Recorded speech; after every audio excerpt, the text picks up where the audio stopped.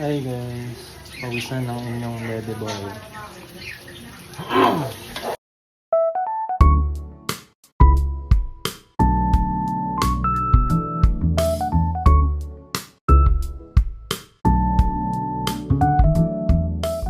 Magluluto tayo ngayon ng giniling with tomato sauce. Hi guys.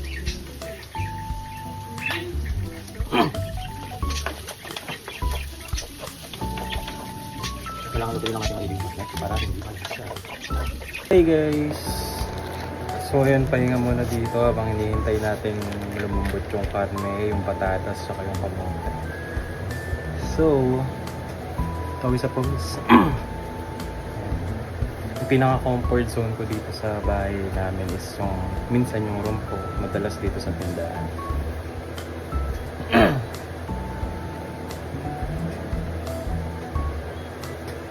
Grabe, pawis na pawis ang person.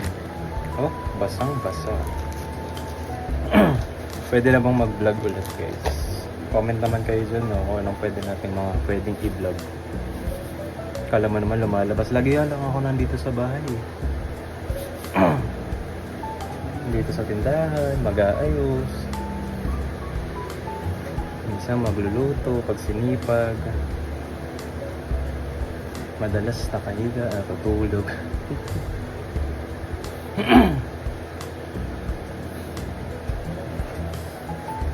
Ako lang ba naka-experience guys ng minsan sa maghapon ay parang sobrang bilis ng oras kasi nakahiga ka lang.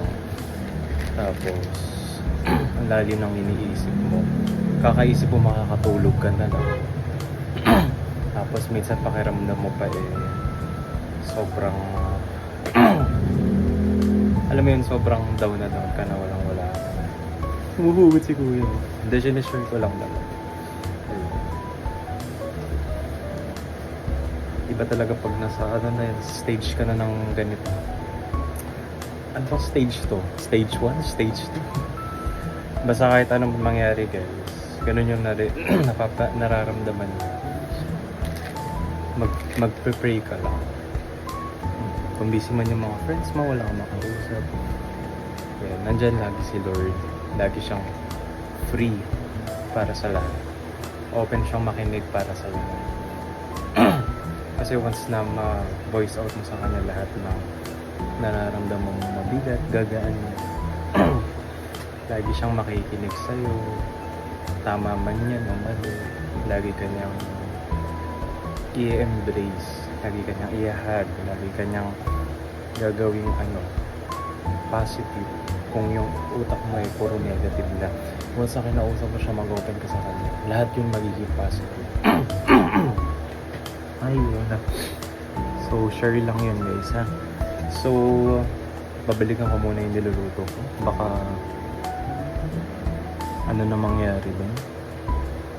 So, share lang. Yan. Usap tayo ulit later. Wait lang. Ayan, kumukulo-kulo na siya pero more pa. Siguro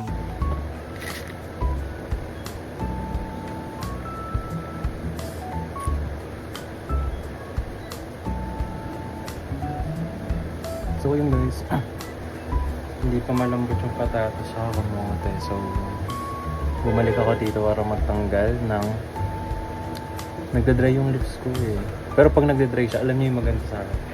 Baka sa lahat naman or sa akin kasi napapansin. Pag nagda-dry siya, tapos binabalatan ko ganyan. Parang ang fresh na lagay. Ayun, share lang. So, napag-uusapan natin dito guys. Napag-uusapan natin kung mag-vlog tayo. At the end of my life, kadalasan lang naman kasi nakahiga. May ginagawa man dito sa tindahan pag grocery, ganyan. Pwede rin grocery pag namimili. Kaso kasi pinamimilihan ko masikip hindi ako makapag-vlog ng maayos. What if mga question na lang sagutin natin, no? Baka di ko pa panindigan yung mga question na yan. Kasi ako dun sa mga nagbo-vlog. Katulad ni kung kilala niya si Neri. Boom Neri ba yun? Yung sa Showtime na mag-vlog. Grabe, napaka-legit nung mga vlog niya. Napaka-raw. Ano pa bang pwedeng sabihin? yung totoong totoo, napaka-genuine ng vlog niya. Alam mo yung bibili siya tubig, ganun na ganun yung daily life ng isang Pinoy. Kaya sobrang nakaka-amaze. Kaya ito, sana pag in-upload ko, sana may manood. Sana tuloy-tuloy. Medyo nahihiya ulit ako sa camera, hindi pa tulad dati. Yung alam mo, everyday may ganap.